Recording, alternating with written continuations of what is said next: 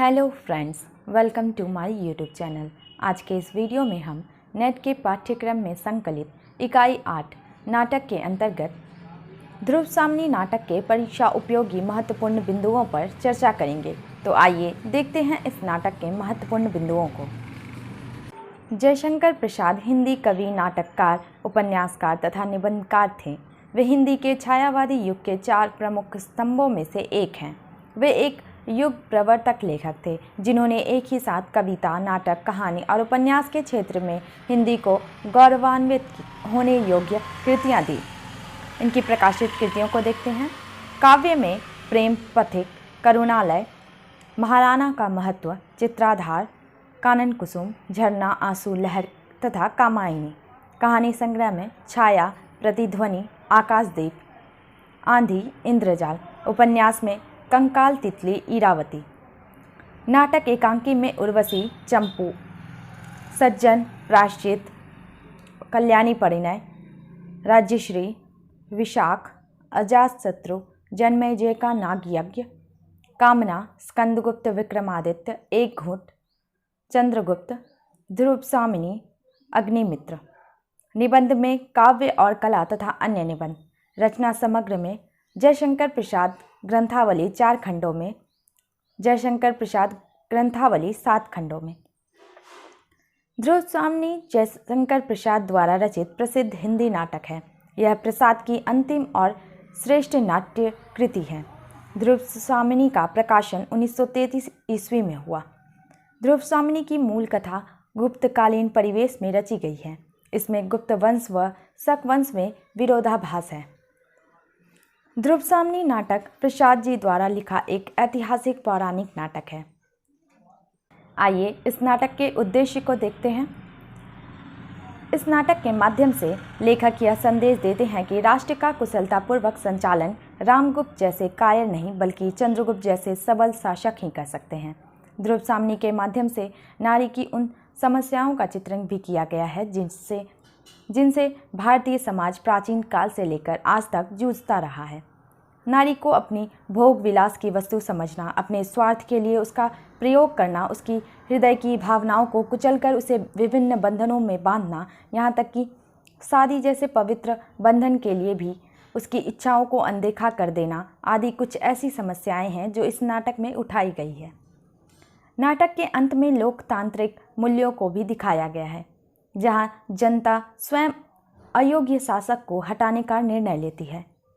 इस नाटक में नारी के पुनर्विवाह की समस्या को भी उठाया गया है। आइए इसके पात्र को देखते हैं। प्रमुख पुरुष पात्र में चंद्रगुप्त, समुद्रगुप्त का छोटा पुत्र, साहसी, पराक्रमी, वंश और समाज की गौरव रक्षा करने वाला। रामगुप्त, समुद्रगुप्त का बड़ा पुत्र, प्रमुख पुरुष पात्र और विलासी प्रवृत्ति का व्यक्ति। शिखर स्वामी, रामगुप्त का विश्वास पात्र, गुप्तकाल का अमात्य, गुप्तकुल का अमात्य को धूर्त और स्वार्थी है, छल प्रपंच से परिपूर्ण व्यक्ति। मिहिरदेव, सकराज के आचार्य, कोमा के धर्मपिता तथा गौण पात्र। मुख्य स्त्री पात्र में है ध्रुव स्वामिनी, रामगुप्त की पत्नी और महादेवी, प्रधान चरित्र जो कि नाटक के अन्य पात्रों पर भी प्रभाव डालता है। समस्त घटनाएं इसी से संबंधित है। कोमा, मिहिरदेव की पालित पुत्री जो कि सकराज से प्रेम करती है। मंदाकिनी, चंद्रगुप्त और रामगुप्त की बहन, साहसी और प्रगतिशील युवती है, नारी मन की व्यथा को समझती है। पुरोहित, धर्मशास्त्र के आचार्य, आदर्श ब्राह्मणत्व का प्रतिनिधित्व चरित्र। आइए इसके कथा वस्तु को देखते हैं। ध्रुव स्वामिनी नाटक में प्रसाद जी ने राष्ट्रीय एवं सांस्कृतिक चेतना का उत्कृष्ट रूप प्रस्तुत किया है। इतिहास से कथा वस्तु का आधार ग्रहण करते हुए अतीत पर वर्तमान का चित्र प्रस्तुत करने में सिद्धहस्त नाटक शिल्पी माने जाते हैं। प्रसाद जी भारत के अतीत के गौरव एवं महत्ता को प्रस्तुत करने के साथ साथ भारतीय सांस्कृतिक मूल तत्वों का समावेश भी पात्रों एवं घटनाओं के माध्यम से अपने नाटकों में करते रहे हैं। भारतीय मनीषियों ने संस्कृति के जो मूल तत्व आध्यात्मिकता, शरणागत वत्सला, नारी के प्रति सम्मान, उदात्त मानव मूल्य, शौर्य एवं पराक्रम आदि निर्धारित किए हैं, वह प्रसाद जी के नाटकों में सर्वत्र दृष्टिगत होते हैं। प्रसाद जी ने ध्रुवसामिनी के भीतर विवाह की समस्या पर गंभीर विचार किया है। यदि किसी नारी का विवाह उसकी इच्छा के विरुद्ध किसी क्रूर, मद्यपी, क्लीब, कायर व्यक्ति से हो जाए और वह अपनी पत्नी को क्लीब दासी की भांति किसी अन्य पुरुष को उपहार में दे दे, तो भी क्या ऐसी नारी और पुरुष को अपना देवता मानती रहे? इस प्रश्न को प्रसाद जी ने ध्रुवसामिनी के चरित्र के माध्यम से नाटक में रूपाकार किया है। रामगुप्त ने बलपूर्वक ध्रुवसामिनी से विवाह किया है, परंतु वैवाहिक उत्तरदायित्व को, एक पति के कर्तव्य को वह भली भांति नहीं निभाता और सकराज के मांगने पर ध्रुवसामिनी को उपहार में देने के लिए तत्पर हो जाता है। जब ध्रुवसामिनी उससे अपनी रक्षा करने एवं कुल मर्यादा को बचाने के लिए करुण प्रार्थना करती है तो वह ऐसा करने से साफ इनकार कर जाता है। इसी कारण ऐसे व्यक्ति को ध्रुवसामिनी अपना पति मानने से इनकार कर देती है और पुरोहित भी धर्मशास्त्र में वह यह व्यवस्था देते हैं कि ऐसे व्यक्ति अर्थात रामगुप्त का ध्रुवसामिनी पर कोई अधिकार नहीं जो नारी के सम्मान एवं उसके गौरव की रक्षा नहीं कर सकता।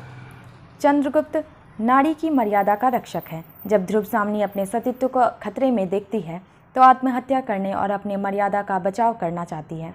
इस अवसर पर चंद्रगुप्त उसका सहायक बनकर उपस्थित होता है और सकदुर्ग में ध्रुवसामिनी के साथ मिलकर सकराज की हत्या कर देता है। कोमा भले ही एक काल्पनिक पात्र हो, किंतु वह एक आदर्श प्रेमिका के रूप में दर्शकों पर अपनी एक अमिट छाप छोड़ देती। वह सकराज की इस मांग से सहमत नहीं है जिसमें राजनीतिक प्रतिशोध के लिए ध्रुवसामिनी को उपहार की वस्तु के रूप में मांगा गया था। वह कहती है, किंतु राजनीति का प्रतिशोध क्या एक नारी को कुचले बिना नहीं हो सकता। कोमा के पिता मिहिरदेव भी सकराज को समझाते हुए कहते हैं कि राजनीति में नीति से हाथ नहीं धो बैठना चाहिए। राजनीति ही मनुष्य के लिए सब कुछ नहीं है। राजनीति के पीछे नीति से भी हाथ ना धो बैठे, जिसका विश्व मानव के साथ व्यापक संबंध है। निष्कर्षतः कहा जा सकता है कि प्रसाद जी के नाटक में अतीत का सम्मिश्रण वर्तमान को अपनी संस्कृति और गौरव गाथा का बखान कर रहे थे। ध्रुवसामिनी में मूल समस्या स्त्री के शोषण की थी, जिसे प्रसाद जी ने बड़ी ही खूबी से पुरोहितों के माध्यम से न्याय दिलाया और ध्रुवसामिनी को चंद्रगुप्त के साथ विवाह करवाया। आइए देखते हैं इसकी महत्वपूर्ण पंक्तियों को। निर्लज, मद्यप, क्लीब, ओह तो मेरा कोई रक्षक नहीं। ठहर कर, नहीं, मैं अपनी रक्षा स्वयं करूंगी। मैं उपहार में देने की वस्तु शीतल मणि नहीं हूँ। मुझ में रक्त की तरल लालिमा है। मेरा हृदय उष्ण है और इसमें आत्मसम्मान की ज्योति है। उसकी रक्षा मैं ही करूँगी। प्रस्तुत पंक्तियाँ श्री जयशंकर प्रसाद के नाटक ध्रुवसामिनी से ली गई है। प्रसाद जी हिंदी के प्रमुख नाटककार हैं। उन्होंने कई महत्वपूर्ण ऐतिहासिक सांस्कृतिक नाटकों की रचना की है।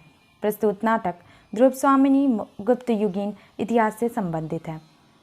सम्राट समुद्रगुप्त की मृत्यु के पश्चात उनका बड़ा पुत्र रामगुप्त सिंहासन पर बैठा और उसका विवाह ध्रुवसामिनी से हुआ।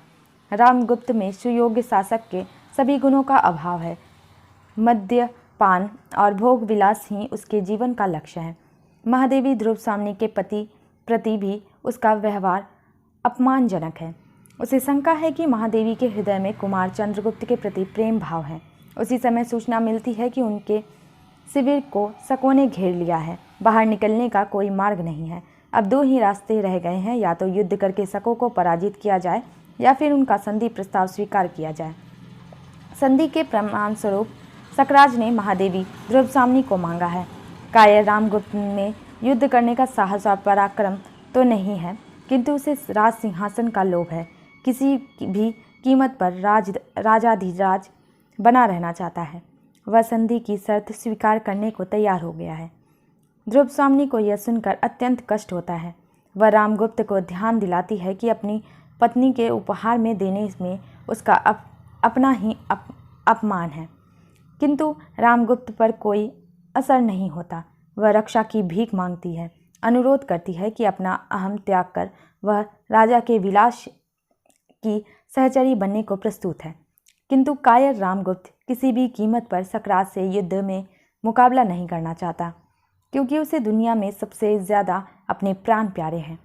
भले ही सम्मान रहे या ना रहे, वह अपने प्राणों को संकट में नहीं डाल सकता। इसलिए उसका आदेश है कि ध्रुवसाम्नी को सकराज के पास जाना ही होगा। असहाय अवस्था में विवश ध्रुवसाम्नी क्षोभ, क्रोध और घृणा से तिलमिला उठती है। अगली पंक्ति।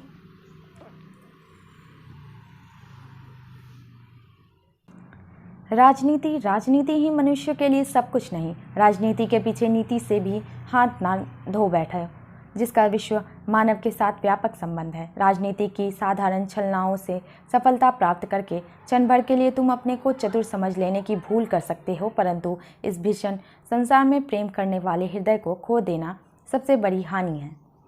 सकराज दो प्यार करने वाले हृदयों के बीच में स्वर्गीय ज्योति का निवास है। सकराज ने अपने संधि प्रस्ताव में रामगुप्त से ध्रुवसाम्नी की मांग की थी। उसे खिंगिल से पता चलता है कि ध्रुवसाम्नी आ गई है तो वह अपनी विजय के प्रमाद में कोमा की उपेक्षा करता है। कोमा और मिहिरदेव समझाते हैं कि गुप्त सम्राट का गर्व चूर करने के लिए किसी स्त्री का सम्मान नष्ट करना उचित नहीं। मिहिरदेव ध्यान दिलाते हैं कि सकराज का ऐसा करना अपनी भावी पत्नी अर्थात कोमा के प्रति अत्याचार होगा, किंतु सकराज अपने राजनीतिक कार्यों में मिहिरदेव का हस्तक्षेप नहीं चाहता। फिर भी मिहिरदेव उसे सही मार्ग पर चलने की सलाह देते हुए आगाह करते हैं। अगली पंक्ति। इस प्रथम संभाषण के लिए कृतज्ञ हुई महाराज, किंतु मैं भी यह जानना चाहती हूँ कि गुप्त साम्राज्य क्या स्त्री संपादन से ही बढ़ा है?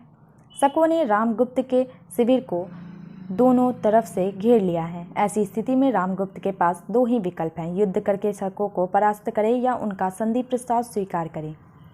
रामगुप्त को शंका है कि ध्रुवसाम्नी महादेवी बन जाने के बावजूद चंद्रगुप्त से प्रेम करती है और किसी भी समय उसके लिए खतरनाक सिद्ध हो सकती है। इसलिए वह भीतर बाहर के सभी शत्रुओं को एक ही चाल से में परास्त करना चाहता है। सकराज का संधि प्रस्ताव स्वीकार करके वह ध्रुवसाम्नी को उसके पास भेजने को तैयार है। वह योजना बनाकर शिखर स्वामी के साथ ध्रुवसाम्नी से मिलने आता है। इससे पहले वह उसके पास कभी नहीं आया, कभी उसने ध्रुवसाम्नी से बातचीत भी नहीं की। अब ध्रुवसाम्नी के पास आकर दोनों इस तरह व्यवहार कर रहे हैं कि वे अचानक ही वहाँ पहुँचे हैं। शिखर स्वामी सकराज के प्रस्ताव की सूचना देते हैं। रामगुप्त ऐसा व्यवहार करता है जैसा वह कुछ जानता ही नहीं। ध्रुवसाम्नी उन दोनों के व्यवहार से अत्यंत क्षुब्ध होती है। अगली पंक्ति। कौन? महादेवी? राजा, क्या अब भी मैं महादेवी ही हूँ जो सकराज की सैया के लिए कृतदासी की तरह भेजी गई हो? वह भी महादेवी? आश्चर्य। चंद्रगुप्त द्वारा शकों पर विजय की सूचना पाकर रामगुप्त अपने सैनिकों के साथ दुर्ग में आ जाता है। वहाँ निरीह शकों की हत्या करा के अपनी शक्ति का मिथ्या प्रदर्शन करता है। जब सामंत कुमार उसके इस आचरण का विरोध करते हैं तो वह उन्हें बंदी बनवा लेता है। फिर वह सैनिकों को आदेश देकर चंद्रगुप्त को भी बंदी बनवा लेता है। ध्रुवसाम्नी चंद्रगुप्त से प्रतिवाद करने के लिए कहती है, किंतु वह चुप रहता है। रामगुप्त ध्रुवसाम्नी को डांटते हुए कहता है, महादेवी चुप रहो। तब ध्रुवसाम्नी दृढ़तापूर्वक पूछती है, महादेवी का संबोधन उसके लिए कहाँ तक और किस तरह उपयुक्त है? क्या इतना सब हो जाने के बाद भी वह महादेवी बनी रह सकती है? महादेवी वह पदवी है जो किसी राजा की रानी को दी जाती है। उसे राजा के समक्ष सम्मान मिलता है, किंतु राजा रामगुप्त ने महादेवी को सकराज के पास उपहार स्वरूप भेज दिया, वैसे ही जैसे किसी खरीदी हुई दासी को किसी भी व्यक्ति के पास भेज दिया जाए। उसे ना तो पत्नी का अधिकार मिला, ना ही महादेवी का। पति होने के नाते रामगुप्त अपने और अपनी पत्नी के सम्मान की रक्षा करनी चाहिए थी, ना कि सकराज के भोग विलास के साधन के रूप में उसके पास जाने का आदेश देना चाहिए। और राजाधिराज होने के नाते उसे महादेवी ध्रुवसाम्नी के गौरव की रक्षा जी जान से करनी चाहिए थी। भोग विलास के उपहार के रूप में भेजी गई स्त्री का स्थान खरीदी हुई दासी से अधिक नहीं है। जो स्त्री किसी दूसरे को दे दी गई वह अपने पूर्व गौरव और पद दोनों से वंचित की जा चुकी है। उसे पूर्व सम्मानपूर्ण नाम महादेवी से पुकारना न केवल अनाधिकारपूर्ण चेष्टा है बल्कि रामगुप्त की निर्लज्जता का सूचक भी है। ध्रुवसाम्नी का यह कथन रामगुप्त के प्रति धिक्कार का संकेत है। इस बात को ध्रुवसाम्नी व्यंग्यपूर्वक कहती है कि उसे आश्चर्य है कि सकराज की सैया के लिए यानी उसके विलास के लिए भेजे जाने के बावजूद भी क्या रामगुप्त उस पर अपना अधिकार समझता है। अगली पंक्ति। जब सकराज रामगुप्त से ध्रुवसाम्नी को उपहार स्वरूप मांगता है तो ध्रुवसाम्नी रामगुप्त से अपनी रक्षा की प्रार्थना करती है, किंतु रामगुप्त से उसे सदैव निराशा ही प्राप्त होती है। जब उसका नारीत्व जागृत होता है और वह स्पष्ट रूप से घोषणा करती है कि मैं उपहार में देने की वस्तु शीतल मणि नहीं हूँ, मुझ में रक्त की तरल लालिमा है, मेरा हृदय उष्ण है और आत्मसम्मान की ज्योति है, इसकी रक्षा मैं ही करूँगी। वह पुरुष के अत्याचार को सहन नहीं करती और शक शिविर में जाने से इनकार कर देती है। अगली पंक्ति। पुरुषों ने स्त्रियों को अपनी पशु संपत्ति समझकर उस पर अत्याचार करने का अभ्यास बना लिया है। वह मेरे साथ नहीं चल सकता, तुम मेरी रक्षा नहीं कर सकते, अपने कुल की मर्यादा को नहीं बचा सकते, तो तुम मुझे भेज भी नहीं सकते। ध्रुवसाम्नी के रूप में प्रसाद जी ने सशक्त नारी पात्र की अवतारणा की है। वह आधुनिक नारी की प्रतीक है जो पुरुषों को दासी एवं भोग्या न रहकर अपने अधिकारों के लिए संघर्ष कर रही है। ध्रुवसाम्नी अत्याचार को चुपचाप सहन करने की अपेक्षा उसका प्रबल विरोध करने वाली स्त्री है। अगली पंक्ति। कोमा यद्यपि नाटक की काल्पनिक पात्र है, उसके चरित्र का सुंदर निर्देशन नाटक में किया गया है। वह सकराज से प्रेम करती है और चाहती है कि सकराज युद्ध से विरक्त होकर प्रेम की उदारता को अपने व्यक्तित्व में समाविष्ट कर ले। जब कोमा को पता चलता है कि सकराज ने ध्रुवसाम्नी को उपहार के रूप में प्राप्त करना चाहा है तो वह उसे समझाती है, क्या एक राजा का प्रतिशोध, क्या एक नारी को कुछ ले बिना नहीं हो सकता। अगली पंक्ति। स्त्री की विडंबना का एक और प्रमाण प्रसाद ने प्रस्तुत किया है। सकराज की मृत्यु के बाद उसकी लाश मांगने वह ध्रुवसाम्नी के पास भी जाती है। यह नारी की विडंबना नहीं तो और क्या है, जो उसके साथ जीवन प्रयत्न पशु जैसा बर्ताव करता रहा, अंत में उसके सब को भी प्राप्त करना चाहती है। उसके प्रति उसका जो भी कर्तव्य है वह निभाना चाहती है। ध्रुवसाम्नी की एक और पात्र मंदाकिनी ने इस जड़ शास्त्र का विरोध किया। उसने स्त्रियों पर हो रहे अत्याचार का विरोध किया। स्त्रियों के इस बलिदान का भी कोई मूल्य नहीं, किंतु कितनी असहाय दशा में अपने निर्बल और अवलंबन खोजने वाले हाथों से यह पुरुषों का चरण पकड़ती है।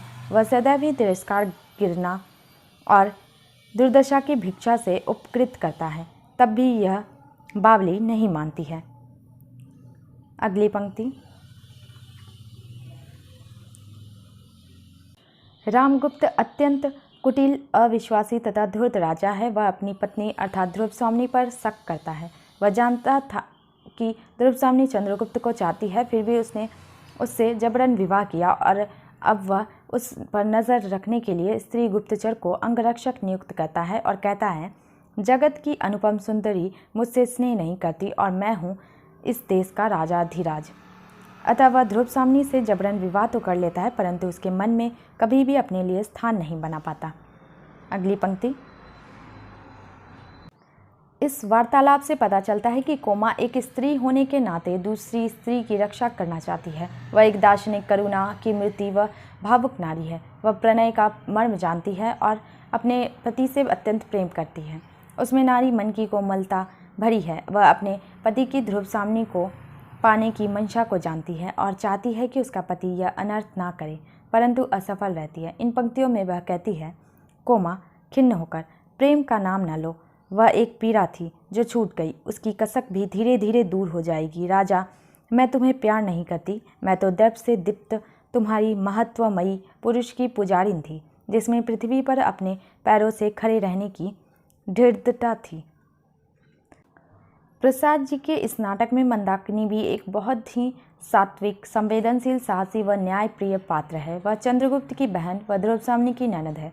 वह रामगुप्त द्वारा भेजे गए संधि पत्र व रामगुप्त द्वारा उसे मानने के लिए उसे फटकारती है। मंदाकिनी प्रवेश करके, राजा अपने राष्ट्र की रक्षा करने में असमर्थ है, तब भी उस राजा की रक्षा होनी चाहिए।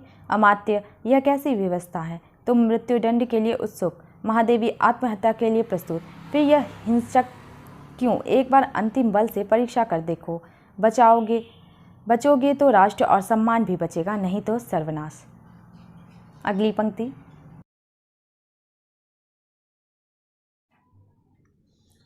वह अत्यंत ही साहसी तथा विचारशील नारी है। वह हमेशा सत्य का साथ देती है। नाटक के अंत में जब ध्रुवसाम्नी अपने आप को असहाय सा अनुभव करती है तो वह उसमें जान फूंकने का काम करती है। वह सामाजिक रूढ़ियों व परंपराओं का विरोध करते हुए अमात्य को धर्म ग्रंथ में से ध्रुवसाम्नी के पुनर्विवाह का कोई उपाय ढूंढने को कहती है। वह कहती है, मंदाकिनी, राजा का भय मंदाक का गला नहीं घोट सकता। तुम लोगों को यदि कुछ भी बुद्धि होती तो इस अपनी कुल मर्यादा नारी को शत्रु के दुर्ग में यों ना भेजते। भगवान ने स्त्रियों को उत्पन्न करके ही अधिकारों से वंचित नहीं किया है, किंतु तुम लोगों की दस्युवृत्ति ने उन्हें लूटा है। इस परिषद से मेरी प्रार्थना है कि समुद्रगुप्त का विधान तोड़कर जिन लोगों ने राज किल्विश किया हो उन्हें दंड मिलना चाहिए।